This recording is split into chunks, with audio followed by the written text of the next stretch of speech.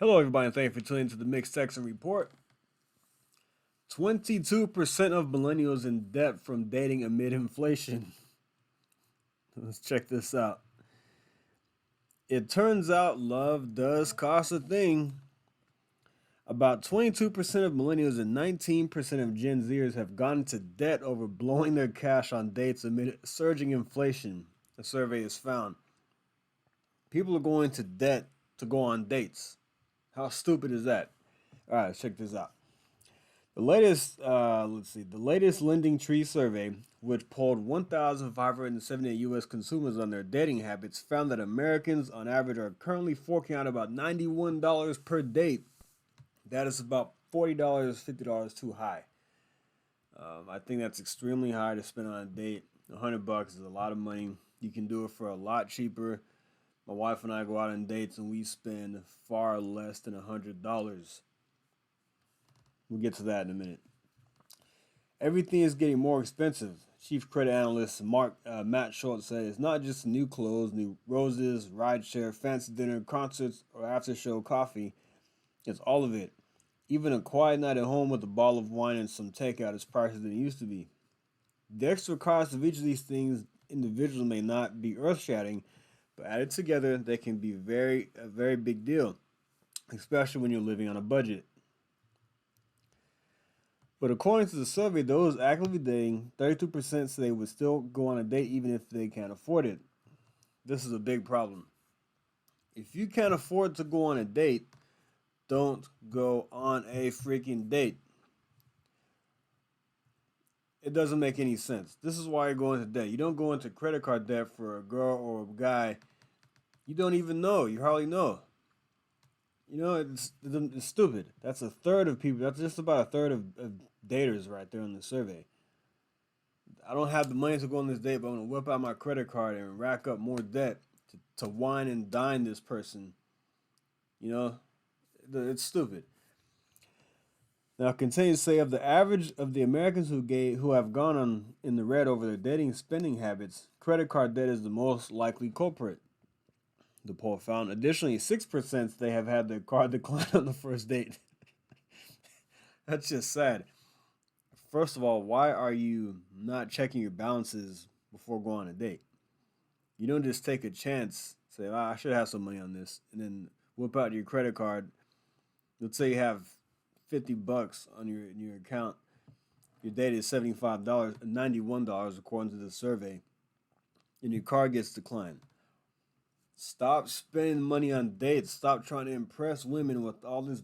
I'm assuming it's young guys doing this because a lot of guys they pull out their card instead of going Dutch. I've been doing that for a long time. Look, I met my wife. I said, hey, you're going to go half. When we first started dating, we were paying half of everything. I don't do all this wine and dining, spending all this money and roses and limousines and these fancy dinners. None of that. No, man. Sorry, I'm not going to do it. I don't try to impress people. While 61%, continue here, while 61% of respondents said their dating habits hadn't changed, the survey found that nearly 1 in 5 Americans are going on fewer dates because of inflation. Another 14% are also trying to spend less on dates. Okay, so 14% are trying to spend less, and 1 in 5 are going on less dates. That's okay. That's good. Wish there were more. Dating has always been expensive.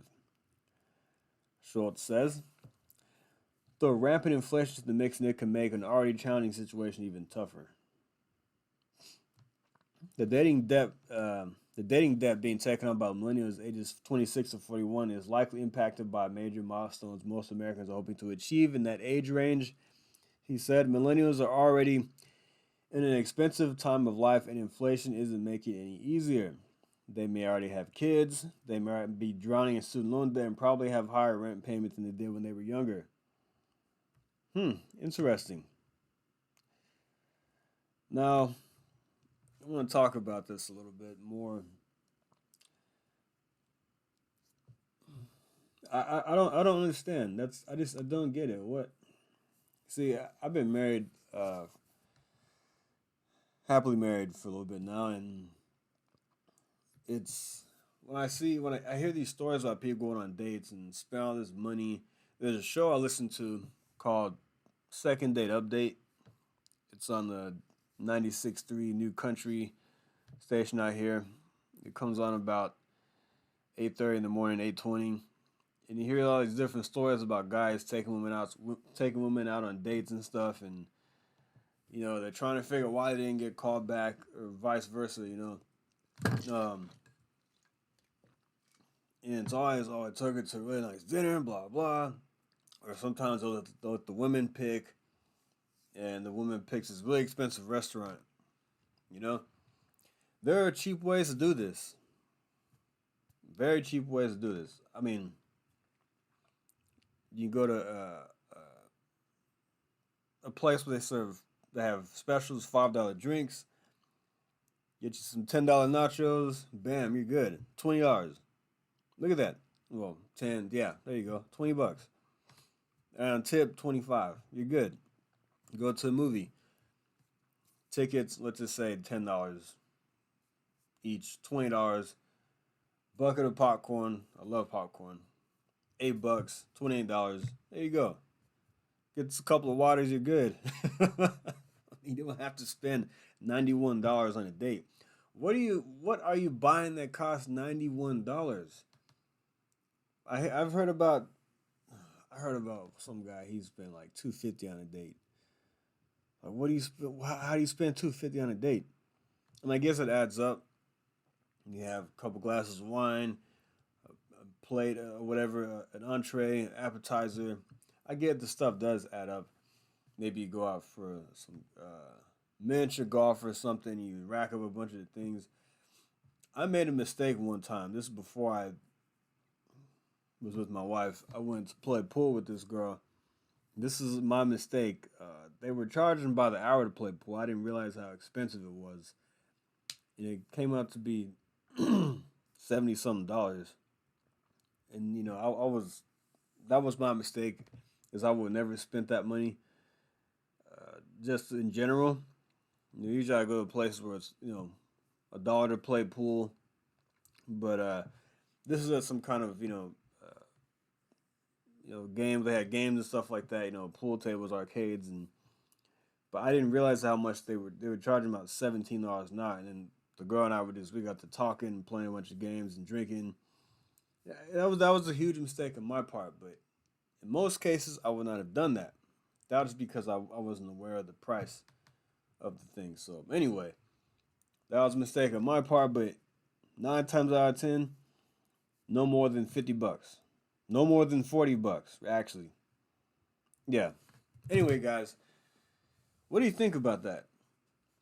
What do you think about people going to debt over dating? I'm so glad I'm not in the dating game anymore. Even when I wouldn't spend a lot of money. But uh, it's always good to go half on everything. You don't know this person. There's no reason to try to impress them. If they don't want to, if they don't appreciate you trying to save some money and going half on everything, which is equal, then that's not the person for you. I'm not going to spend $100 on a date. I'm not going to spend $500 on a date, especially somebody I don't even know. Doesn't make sense. No, damn, she's not going to spend credit cards on it to go out on a date with some girl and draw on roses and glasses of wine and things like that. That's nuts. 6% of these people had their card declined. That's embarrassing. What did they tell the server or whatever? What did they say when their card got declined? I mean, things are already expensive anyway. There's no need to go out and rack up more debt. You're paying interest on a date you probably didn't even get laid from. You know how many people go on dates and they never talk to each other again, or they go out a couple more times and that's it. So you're paying 25% interest on a date you got nothing out of. Yeah, I wish these young guys would stop doing this nonsense. It's a lot of I know it is. I know it's a lot of young guys doing this. I know it. I know it. It has to be. And I've heard too many stories. But anyway, All right, guys, I'm gonna stop the video right there. Have a good day. Thanks for listening. Like, subscribe, and I'll see you next time. Thank you. Take care.